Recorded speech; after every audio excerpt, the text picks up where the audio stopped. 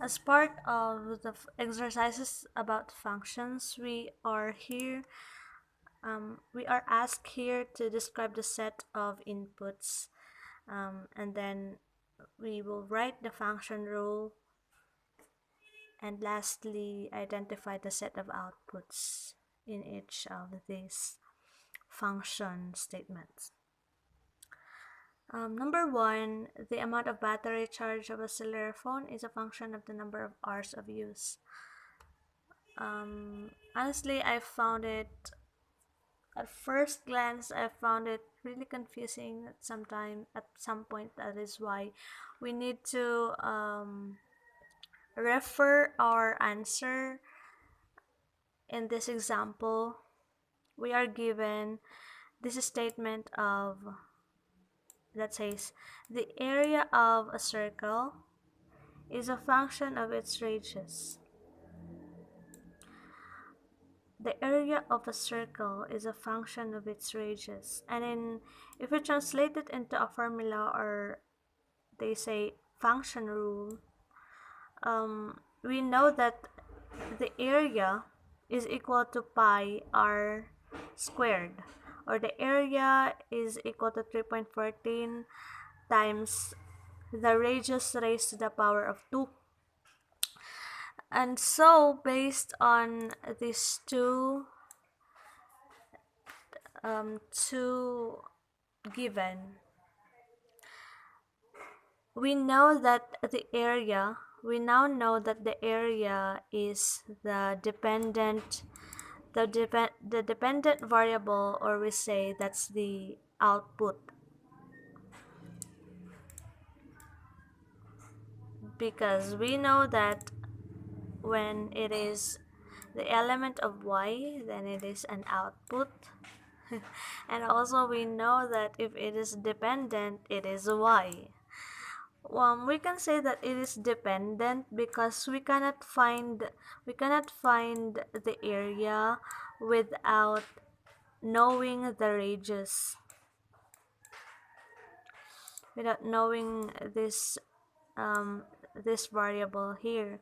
That is why we can say that the radius is the independent variable, or the x, or simply it is the input. Yes.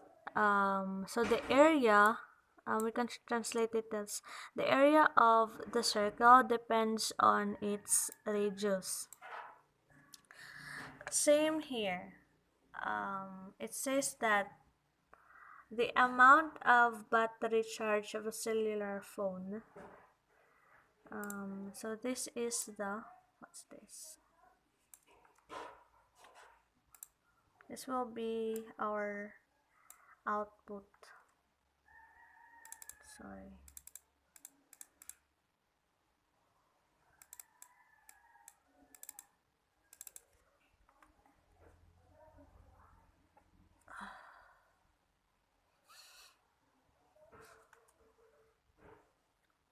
The amount of battery charge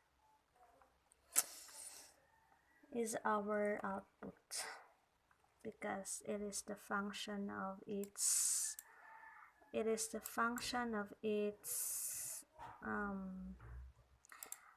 hours used.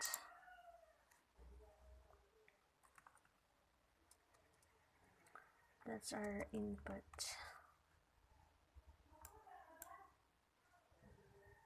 Bale, magdedepende ang amount ng battery mo sa tagal ng oras na ginamit mo to. Diba, tulad sa example na to, magdedepende ang area ng circle sa kanyang radius. Based on its formula, if malaki ang radius, malaki din yung area. And dito, pag i-analyze natin, siguro if mas matagal mong ginamit yung if mas matagal mong ginamit yung cellphone mo, mas matagal mo din siyang i-charge. Diba parang ganun? Correct me if I'm wrong. Regarding the function rule, I'm not sure what to write about this because I guess function rule is building a formula or creating a formula based on this statement. Like we'll write the function of the number of hours, function of h is equal to what? The battery charge. I don't know what we're going to write here. I'll put 2, but that's somewhat the format.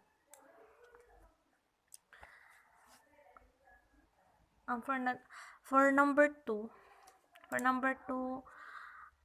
same lang naman din yung format niya. Sabi niya dito, ang athlete's shoe size is a function of the athlete's length of foot.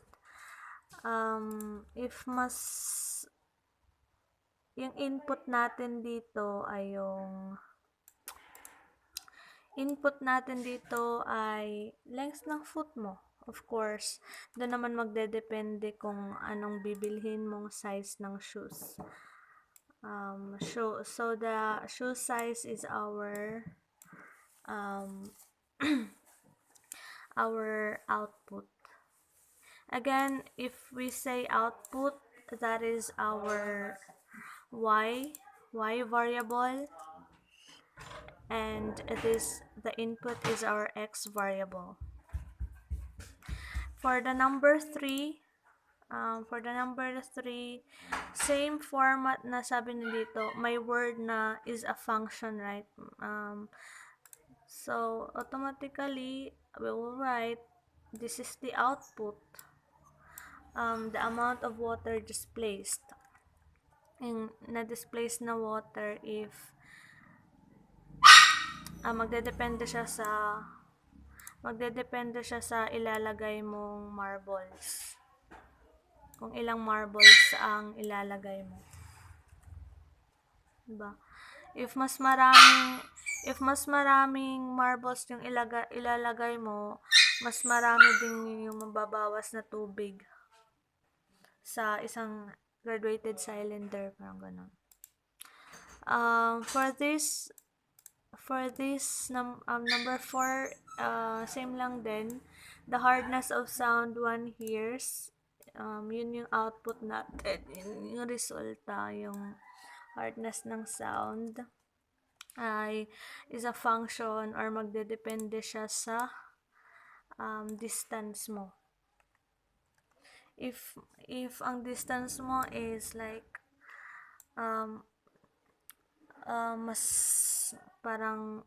mas malayo ka sa source ng sound, mas maliit yung mas mahina yung pagkarinig mo ng sound. If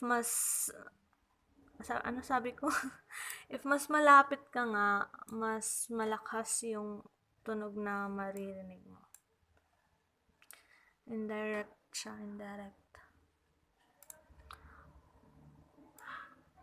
And then here same lang din, naggamit lang siya ng depends dito. The number of text messages that can be sent depends on the amount of prepaid load.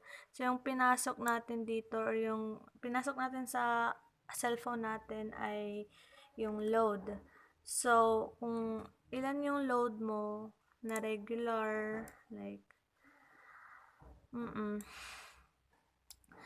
doon magdedepende kung ilang text yung masesend mo. Ay, sorry. Ayan.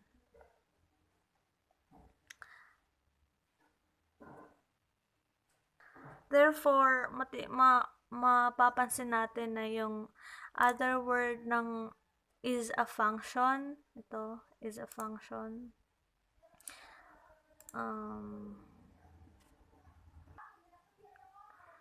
is a function,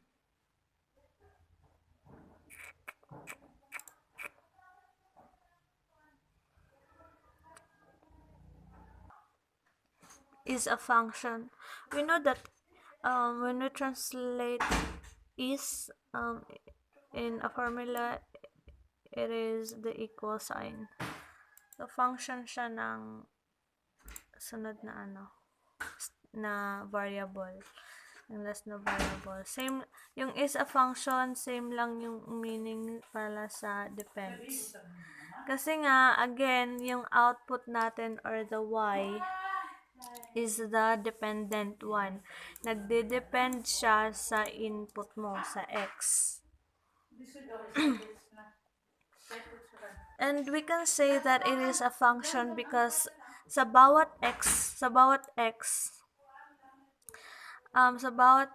element ng x, may isa lang talaga or may unique na resulta ng y. If ang load mo dito ay 10 pesos for example, dito tayo mag-set ng example. Ang function siya kasi sa bawat variable mo ng x or the radius. For example, yung radius mo 4, right? Tapos isa lang yung magiging resulta. Isa lang yung magiging resulta na area or isa lang yung value ng area. For example, isolve natin na yung area is equal to 3.14 i-times mo yung radius na 4 raised to 2 ilan? 4 times 4 is 16, right? So 16. Yan.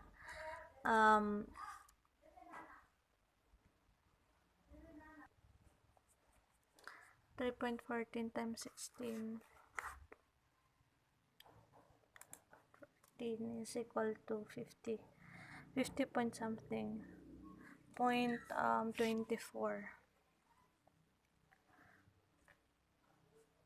So, naging 16 to kasi nga yung radius na 4, erase mo sa second power, meaning 4 times 4, naging 16. I-times mo sa 3.14 kasi yun yung formula ng area. So, sa bawat element ng radius, isa lang yung magiging area ng specific area ng ganong circle. If meron din tayong area for halimbawa ng if if yung radius naman niya is 2, erase mo pa yan ng to the second power, meaning 4 na siya.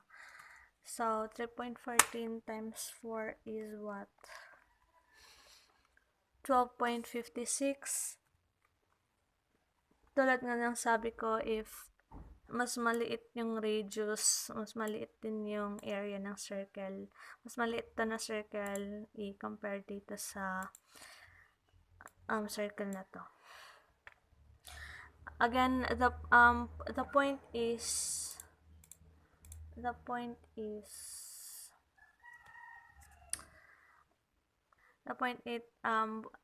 bumabalik lang talaga siya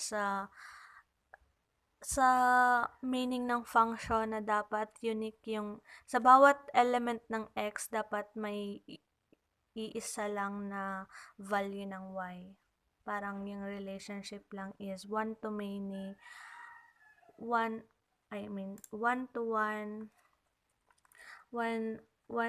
relationship or many to 1. Parang yun lang dapat yung tandaan mo na relation. If 1 to many na to, if 1 to many na tsaka many to many, Hindi na function yun. Not a function na yan. Ibig sabihin nito, if yung sa bawat element ng x mo, tapos sa iisang element ng x mo may 2 or more na y. So, hindi na function yan.